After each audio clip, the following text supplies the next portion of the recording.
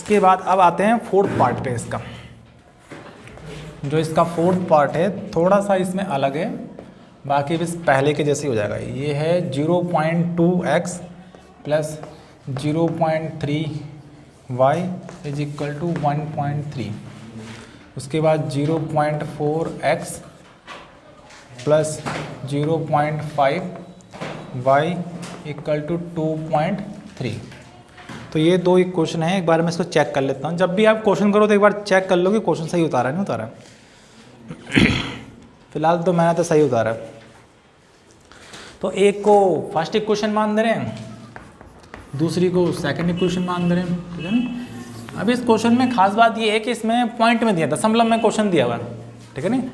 तो थोड़ा सा इसमें ये सोचना है कि पहले हमें किसी भी तरह से ये दशमलव जो यहाँ पे लिखा है इसे हटाना है, ठीक है ना।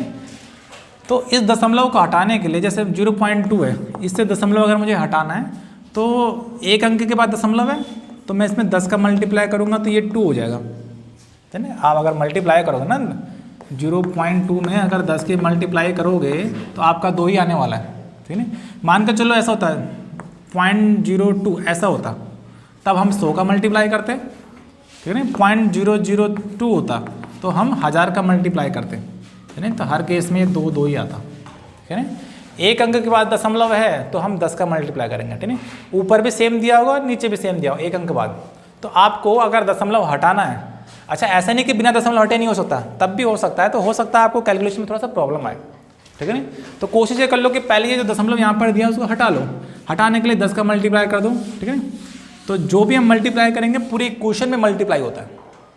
तो मैं अब यहाँ पर लिखने वाला हूँ, अब मुझे दोनों इक्वेशन में दशमलव है तो लिखना पड़ेगा समीकरण 1 व 2 में 10 का गुणा करने पर, ठीक है ना। समीकरण 1 और 2 में 10 का गुणा करना है, ठीक है ना। तो कर दे रहे हैं, इसमें गुणा करेंगे तो ये हो जाएगा 2x, इसमें करेंगे तो ये हो जाएगा 3y। अब मैं यहाँ पर मल्टीप्लाई करके नहीं लिखूंगा, आप समझ गए ना कि मैंने मेरा कहने का मतलब क्या है। इसको इक्वेशन नंबर 3 बोल दिया मैंने। अब इसमें मैंने 10 का मल्टीप्लाई तो 4x plus 5y equal to 23, ठीक है नी। 10 के मल्टीप्लाई करने से क्या हुआ, दशमलव सब काट गया, ठीक है नी। दशमलव सब काट गया, आप रफली चेक कर लो तब भी यही आने वाला है, ठीक है। अब इसके बाद हम जैसे हम पहले कर रहे थे सेम टू सेम वही करना है। कोई भी एक इक्वेशन सेलेक्ट करो, मैंने फर्स्ट कर रहा हूँ, ठीक है। तो मैंने समीकरण 1 को सिलेक्ट कर दिया, समीकरण 1 से, ठीक है नी। समीकरण 1 क्या है, 2x plus 3y is equal to 13। ये समीकरण 1 है। अब इसमें से ये तो x का मान निकालो या y का मान निकालो। मैं x का मान निकाल रहा हूँ क्योंकि इस बार थोड़ा कैलकुलेशन ज़्यादा है, तो मतलब अंक ज़्यादा है तो कैलकुलेशन थोड़ा सा बढ़ सकती है। 13 अपनी जगह है, 3y प्लस का उधर गया तो माइनस का 3y, है ना। इस बार यहाँ 2 है, इस 2 को भी उधर भेजना पड़ेगा, ठीक है। 2 मल्टीप्लाई में है, गुणा में है, कहाँ जाएगा, बट्टे में। तो x इक्वल टू कितना आ जाएगा 13 माइनस 3y डिवाइड बाई 2, और इसको बोल देंगे हम इक्वेशन नंबर 5। अब आपको इक्वेशन 1 और 2 से कोई मतलब नहीं है, आप इक्वेशन 3, 4 और ये 5 इससे मतलब है, ठीक है ना। तो x का जो मान आया है आपका उसको आपको ये तो 1 में रखना है और 3 में रखना है या 4 में रखना है। पर चूंकि आपने इक्वेशन जो 5 है वो इक्वेशन 3 से बनाया, यहाँ पर 3 है, ठीक है, इक्वेशन 3 से बनाया है, तो इसलिए आप इसे इक्वेशन 3 में नहीं रखोगे, इसे इक्वेशन नंबर 4 में रखोगे। तो अब मैं लिखने वाला हूँ यहाँ पर x का मान समीकरण 4 में रखने पर, ठीक है ना। तो x का मान रखेंगे समीकरण 4 में। अब समीकरण 4 क्या है वो मैं एक बार फिर से लिख रहा हूँ यहाँ पर। समीकरण 4 ये है, यानी कि 4x plus 5y equal to 23। ये समीकरण इसमें 4 है। तो समीकरण 4 मैंने यहाँ पर लिख दिया। अब x की क्या वैल्यू है, ये x की पूरी वैल्यू है, ठीक है नी। ये पूरा मान रखना पड़ेगा, मतलब वहाँ से x हटाना पड़ेगा, ये पूरा का पूरा रखना पड़ेगा। तो हटाते रहे 4 इंटू एक्स, एक्स की वैल्यू कितनी है 13 minus 3y, 13 minus 3y divide by 2, तो मैंने ये 2 लिख दिया, plus 5y is equal to 23। मैंने ऐसा कुछ कर दिया इसको, ठीक है नी। सिर्फ मैंने x को हटाया और x की वैल्यू ये रख दी, ठीक है। एक बार चेक कर लो, 13 माइनस 3y बाई 2 ठीक है नहीं। अभी ये 2 से ये 4 कैंसिल करो, 2 बार कट रहा है तो काटो, नहीं कट रहा है तो फिर ये 4 के अंदर मल्टीप्लाई करना पड़ेगा इस ब्रैकेट के अंदर। 13 minus 3y plus 5y is equal to 23। अब इस 2 का अंदर मल्टीप्लाई करें, है 2 13 दूनी 26 और minus 2 3 6, 6y plus 5y equal to 23। ये कुछ इस तरह से आ जाएगा, ठीक है। अब ये विपरीत चिन्ह है तो घट जाएंगे, तो 26 माइनस 6y में से 5y गया 1y इक्वल टू 23, ठीक है, इतना हो गया। तो y की जो वैल्यू यहाँ पर आएगी माइनस y इक्वल टू हो जाएगा 23 और ये प्लस का 26 हो जाएगा तो माइनस का 26, तो माइनस y इक्वल टू, अब ये घटेगा 26 में से 3 गया 3 बचेगा, अब बड़े वाले का चिन्ह आएगा माइनस, तो माइनस यहाँ पर आएगा, माइनस माइनस कट जाएगा तो y इक्वल टू 3 आ गया, ठीक है। तो ये y की वैल्यू निकल के आ गई है। अब इस y की वैल्यू आप चाहे थर्ड में रखो, चाहे फोर्थ में रखो, चाहे फिफ्थ में रखो, फर्स्ट सेकंड में रखो, कहीं पर भी रखो, ठीक है नहीं, तो आपको x का मान मिल जाएगा। तो हम क्या करने वाले हैं यहाँ पर, y का मान कहाँ रख देंगे, समीकरण 3 में रख दे रहे, चलो y का मान समीकरण 3 में रखने पर, ठीक है नहीं, मैं इसको इधर कर दे रहा हूँ, ठीक है नहीं, चलो ठीक है। तो समीकरण 3 क्या है इसमें, 2x plus 3y is equal to 13, 2x plus 3y equal to 13, तो 2x प्लस 3y, y की वैल्यू कितनी है इसमें 3 है, इंटू 3 इक्वल टू 13, तो 2x 3 3 ज़ा 9 इक्वल टू 13, तो 2x इज इक्वल टू 13, ये प्लस का 9 इधर गया तो माइनस का 9, तो 2x is equal to 13 minus 9 कितना हो जाएगा 4, तो ये 2 मल्टीप्लाई में अपॉन में चला जाएगा, तो काट के ये कितना आ जाएगा 2, ठीक है नहीं, यानी कि x कितना आ गया 2 और y कितना आ गया 3। तो ये हमारा फोर्थ पार्ट भी इसमें कंप्लीट हो चुका है। इसके बाद हम करते हैं इसका नेक्स्ट पार्ट।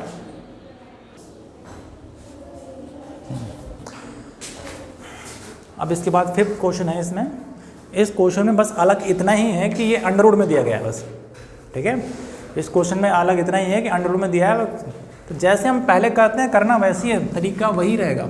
इसको 1 मान दिया, इसको 2 मान दिया इक्वेशन को, ठीक है ना। अब समीकरण 1 को लेकर चलने वाले हैं। समीकरण 1 से, समीकरण 1 क्या है, under root 2x plus under root 3y is equal to 4, ठीक है। तो इसमें करना क्या है, इसमें इसको लेफ्ट में रखेंगे, उसको राइट में ले जाएंगे बस। अंडर रूट 2x को मैंने लेफ्ट में रखा, अंडर रूट 3y को उधर ले जाएगा, जब ये उस तरफ जाएगा तो इसका साइन चेंज हो जाएगा, मतलब ये प्लस में तो उधर जाएगा तो माइनस में, तो अंडर रूट 3y कुछ ऐसा हो जाएगा। अब यहाँ से x की वैल्यू निकाल लेंगे हम, x ये अंडर रूट 2 मल्टीप्लाई में कहाँ जाएगा, अपॉन में, यानी कि under root 3y divide by under root 2, ये कुछ इस तरह से जाएगा। इसे इक्वेशन नंबर 3 मान देंगे, जैसे कि हम पहले भी मानते थे, ठीक है ना। तो इतना हो गया। x की वैल्यू को हम फर्स्ट में नहीं रखेंगे क्योंकि हमने ये फर्स्ट से ही ये इक्वेशन बनाई है, तो सेकंड में रखेंगे, ठीक है ना। तो x का मान समीकरण 2 में रखने पर, ठीक है ना। अब समीकरण 2 है क्या, वो लिख दे रहा हूँ मैं। समीकरण 2 ये है, ठीक है ना, under root 3x minus under root 8y is equal to 0, ठीक है। तो ये कुछ इस तरह से है। अभी अपने को x की वैल्यू यहाँ रखनी है, मतलब यहाँ x को हटाऊंगा और ये x का मान वहाँ रख दूंगा, ठीक है। तो रख दे रहे हैं इसमें, तो ये हो जाएगा अंडर रूट 3 और x की जगह में रख दे रहा हूँ x का मान जो कि नेगेटिव में है, under root 3 by under root 2y, कुछ इस तरह से ये दिया हुआ है। उसके बाद इसमें माइनस अंडर रूट 8y आगे ऐसा लिखा हुआ इक्वल टू 0, ठीक है नहीं, ऐसा कुछ ही हो गया, ठीक है नहीं। तो मैंने सिर्फ इसमें x का मान यहाँ रख दिया जो कि नेगेटिव में है। अब मैं क्या करने वाला हूँ, अब ये तो आपस में कैंसिल होने वाले हैं नहीं, तो इन दोनों का आपस में मल्टीप्लाई कर रहा हूँ, ठीक है ना। आप जानते हो कि under root 3 into under root 3 होता है 3, ठीक है नहीं, ये हमें पहले से पता है। √3 इंटू √3 कितना 3 होता है। कारण अगर आपको नहीं पता तो मैं बता दूँ, अंडर का मतलब क्या होता है 1/2, ठीक है नहीं, इंटू इस √3 का मतलब क्या होता है 1/2 पावर में। जब बेस सेम होता है तो हम बेस को एक ही बार लिखते हैं और पावर को ऐड कर देते हैं 1/2 प्लस 1/2। जब इसको एलसीएम लेकर सॉल्व करते हैं तो 1 आता है, ठीक है नहीं। वैसे भी आधा और आधा कितना होता है 1, ठीक है, तो इसलिए हम डायरेक्टली इसको ऐसे लिखते हैं 3, नहीं। तो इस तरह से इसको भी समझ सकते हैं अगर आपको नहीं ये पता है, ठीक है ना। तो फिलहाल यहाँ पर तो मैं डायरेक्टली करने वाला हूँ, ये √3 इंटू √3 ओनली 3 हो जाएगा और अपॉन √2 माइनस वाई, और माइनस बाहर है तो माइनस लगा दिया, और minus √8y is equal to 0। अब यहाँ पर करने वाले क्या है हम कि y आपको y की वैल्यू निकालनी है आपको, और 2 जगह लिखा है y, समान चिन्ह जुड़ते हैं आपको पता है। तो हम क्या करने वाले हैं यहाँ पर y कॉमन लेने वाले हैं, ठीक है ना। ये √ से घबराना नहीं, देखो कितना आसान होगा। अभी देखो √2, देखो मैंने y कॉमन ले लिया। जब यहाँ से भी y कॉमन होगा तो यहाँ से भी हट जाएगा, यहाँ से भी हट जाएगा, तो उसको मैंने ऐसे बाहर लिख दिया ऐसे करके, ठीक है ना। मैंने दोनों जगह से y के ले लिया, कॉमन ले लिया, तो y अंदर थोड़ा लिखूंगा, मैंने बाहर लिख दिया ना एक बार। तो अब ये y के साथ ये पूरा मल्टीप्लाई में, और मल्टीप्लाई में तो है तो कहाँ जाएगा, यहाँ बट्टे में, तो ये सारा का सारा 0 के बट्टे में जाएगा। 3/√2 माइनस √8, ये पूरा ऐसे बट्टे में जाएगा। अब 0 के अपॉन में कुछ भी होता है वो सारा क्या हो जाता है 0 हो जाता है, ठीक है ना। ये आप पहले से जानते हो। तो y की वैल्यू कितना आ गई, अब इसको सॉल्व करने मत बैठ जाना, ठीक है ना। आपको तो पता है कि 0 के अपॉन में जो भी होगा वो सारा क्या होता है 0, ठीक है ना। तो कैलकुलेशन की भी दिक्कत नहीं इसमें, तो ठीक है, देखने में टिपिकल लग रहा था, है उससे भी आसान, ठीक है ना, पहले वाले से। अब y का मान आपको प्रॉपर मान मिल गया आपको, ठीक है। अब y का मान समीकरण 1 में रखो, 2 में रखो, 3 में रखो, जहाँ पर भी रखो आपको x का मान मिल जाएगा। तो हम रख रहे हैं y का मान समीकरण 3 में, हमें पता है उसमें थोड़ा सा आसानी से मिल जाता है। 3 में रखने पर अब समीकरण 3 क्या है, x is equal to minus √3 upon √2, और y की जगह में क्या रखना है, इसमें मैं डायरेक्ट कर रहा हूँ। यहाँ पे y था ना, y का मान कितना है 0, तो मैंने रख दिया यहाँ पर 0। तो x इज इक्वल टू, 0 के साथ कुछ भी होता है सारा मल्टीप्लाई में क्या हो जाता है 0। 0 किसी से भी मल्टीप्लाई होता है सारा का सारा क्या आएगा 0। तो इस तरह से आपको x की वैल्यू भी मिल गई और y की वैल्यू भी मिल गई, ठीक है। तो ये आपका यहाँ पर आंसर हो गया, ठीक है ना। तो इसको डाल लिखो, फिर इसके बाद हम नेक्स्ट करते हैं। इसके बाद ये 6th पार्ट है इसका। तो 6th पार्ट में बस अलग इतना ही है कि इसमें भिन्न के रूप में क्वेश्चन दिए हुए, मतलब अपॉन में अंक दिए हुए हैं, ठीक है नी। तो उसमें भी कोई दिक्कत नहीं आने वाली है हमें। हम पहले समीकरण 1 को सॉल्व कर लेते हैं, मतलब इसमें 2 और 3 जो नीचे दिख रहा है इसको हटाना है। हटाना कैसे है, एलसीएम लेके हटाना है, ठीक है नी। तो मैं एक काम कर रहा हूँ इसमें, ये इक्वेशन को मैं, चलो पहले इस इक्वेशन को सॉल्व करता हूँ, ठीक है, पहले इस वाले इक्वेशन को, ठीक है। तो इस इक्वेशन में मैं 6 क्या ले दे रहा हूँ एलसीएम, ठीक है नी। तो इसको मैं इधर ले दे रहा हूँ, कहीं आपको कन्फ्यूजन ना हो जाए। x/3 plus y/2 equal to 13/6, ठीक है नी। तो मैंने ये इक्वेशन उधर लिख दिया बगल में, ठीक है नी। क्वेश्चन चेक कर लूँ एक बार, x/3 y/2 इक्वल टू 13/6 और 3x/2 minus 5y/3 equal to -2, ठीक है। तो अब पहले इसी को सॉल्व करते हैं। तो इसमें कुछ नहीं करना, इसमें एलसीएम लेना, पहले एलसीएम लेना, 2 3 6। जब हम दोनों को नीचे, जब दोनों को मल्टीप्लाई करते हैं, नीचे लिखते हैं, तो हम इधर क्रॉस मल्टीप्लाई करते हैं। 3 3 9, 2 5 10 y इक्वल टू -2। अभी अपॉन में है तो कहाँ जाएगा, मल्टीप्लाई में, ठीक है। तो 9x minus 10y is equal to 6 दूना 12। तो ये इक्वेशन नंबर 1 इसे मान लेते हैं हम, ठीक है नी। तो अब इक्वेशन नंबर 2 इससे निकालेंगे हम। जैसे यहाँ पर एलसीएम लिया, ऐसे यहाँ पर भी एलसीएम ले लेते हैं, ठीक है ना। एलसीएम कितना आएगा, 3 दूना 6, ठीक है ना। 3 दूना 6, तो 2x हो जाएगा और ये प्लस 3y इक्वल टू 13/6, ठीक है ना। अब ये 6 यहाँ जाएगा मल्टीप्लाई में, फिर जब ऊपर लेके जाओगे तो 6 से 6 कट जाएगा। मेरी बात समझ रही है, ये नीचे की कहाँ जाएगी, यहाँ जाएगी 6, और तब 6 से 6 काटोगे तो आप इसको डायरेक्टली नीचे भी काट सकते हो, ऐसा कोई गलत नहीं है, सही है, ठीक है ना।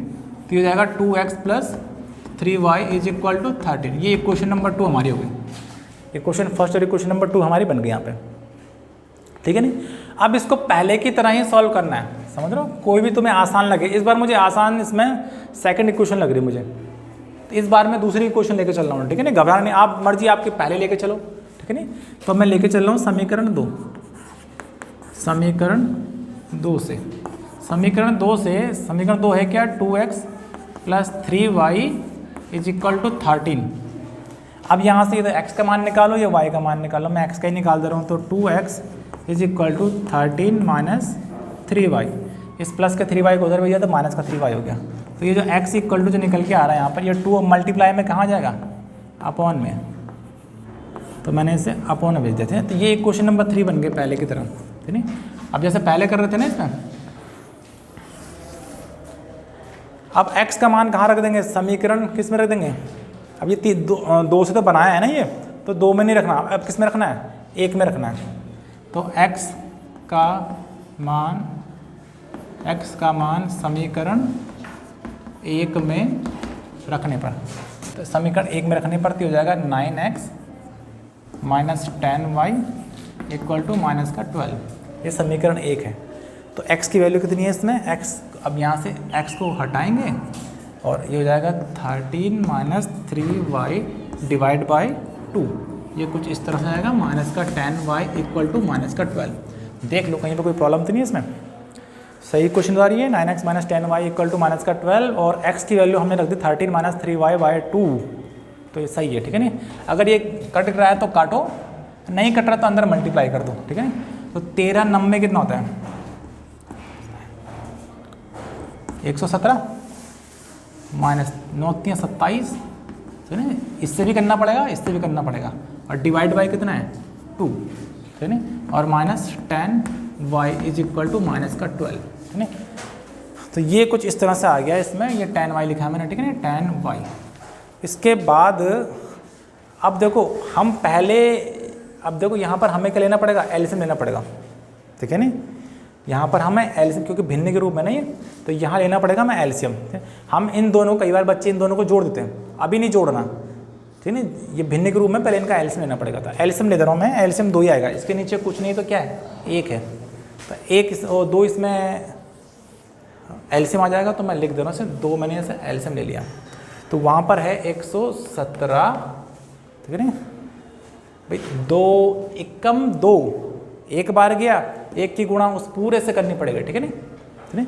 या फिर समझो कि हमने 2 एलसीएम लिया, इस 1 का गुणा यहाँ इस पूरे में करना है, तो कोई फर्क नहीं पड़ेगा 1 के गुणा करने से, सेम टू सेम रहेगा, ठीक है नहीं। उसके बाद 2 का गुणा इससे करना पड़ेगा, तो 2 ढाई 20y = -12, ऐसा कुछ हो जाएगा। उसके बाद हम इसमें, अब ये 2 बट्टे में आ गया, अब इसको उधर ले जा सकते हैं, यहाँ पर नहीं ले जा सकते थे हम इसको उधर, क्योंकि अब ये पहले इसमें एलसीएम लेना, जब तक 2 पूरे के बट्टे में नहीं आएगा तब तक हम वहाँ नहीं भेजते मल्टीप्लाई में, ये भी ध्यान देना, ठीक है नहीं। तो अब पूरे के बट्टे में 2 है, तो अब इसको वहाँ भेज सकते हैं, और यहाँ पर अब इन दोनों को हम ऐड कर सकते हैं, ठीक है। तो ये हो जाएगा 117, और ये दोनों साइन माइनस के हैं, तो इनको जोड़ना पड़ जाएगा फिर हमें, तो हो जाएगा 7 2 4 47 करके कुछ आएगा माइनस में, समान चिन्ह है तो जुड़ते हैं, ठीक है। अब ये 2 को मैंने उधर भेज दिया, -12 × 2, ठीक है ना। अब 117 प्लस का इसको भी उधर भेजेंगे, तो हो जाएगा 47y माइनस का हो जाएगा 12 दूनी 24, माइनस का 24, और ये प्लस का उधर जाएगा तो माइनस का 117, तो माइनस का 47y = समान चिन्ह तो जुड़ते हैं, 7 4 11, और 2 और 1 3, और 1 4, और 1, और वो भी माइनस का। तो y अब ये मल्टीप्लाई में कहाँ जाएगा, अपॉन में, तो 141, क्या लिख दिया है मैंने, 141 / 47, नेगेटिव का तो नेगेटिव भी लगाना पड़ेगा। अब 47 से इसे काटना है, ठीक है नहीं, आप काट के देखना है, इसे 3 बार ही आएगा, 3 से इसे मल्टीप्लाई करो, ये आने वाला, 3 7 21 का 1 हासिल लगा दो, 3 को 12 और 2 14, सही है। यानी कि जो y का मान आया वो कितना आया, 3 आया, और अब जाके ये y का मान निकला है। तो अब इस y का मान हमें रखना है, मर्जी है तुम्हारी, समीकरण 1 2 3 कहीं पे भी रुको, मैं रखने वाला हूँ समीकरण 3 में, ठीक है नहीं। अब इसे लिखे कहाँ पर, तो मैं इसको रब कर देना पर, ठीक है ना, ऊपर का मैं रब कर दे रहा हूँ इसे यहाँ पे। तो y का मान मुझे रखना है समीकरण 3 में, y का मान समीकरण 3 में रखने पर, तो समीकरण 3 को एक बार लिख दे रहा हूँ मैं, x equal to 13 minus 3y divide by 2, ऐसा करके कुछ है समीकरण 3। एक बार चेक कर लेते हैं, 13 माइनस 3y डिवाइड बाई 2, ठीक है। उसके बाद यहाँ पर आप वैल्यू पुट कर दे रहे हैं हम, x इज इक्वल टू हो जाएगा 13 माइनस 3 इंटू वाई, वाई की वैल्यू कितनी है इसमें 3 डिवाइड बाई 2, तो x इज इक्वल टू हो जाएगा यहाँ पे 13 माइनस 3, सही लिखा है, 3 3 जा 9 डिवाइड बाई 2, तो x इज इक्वल टू घटेगा कितना बचेगा इसमें 4 बचेगा, और काटोगे तो ये x इक्वल टू कितना आ जाएगा 2 आ जाएगा, ठीक है नी। तो ये निकल गया x का मान, और y का मान कितना निकला था, y का मान निकला था 3, ठीक है नी। तो ये आंसर है हमारा, ठीक है नी। तो इसी के साथ ये फर्स्ट के 6 पार्ट कंप्लीट यहाँ पर हो चुके हैं, और इसके बाद जो नेक्स्ट जो लेक्चर होगा, हम सेकंड वाला जो क्वेश्चन है उसको नेक्स्ट लेक्चर में करेंगे। तो फिलहाल इसे नोट करो।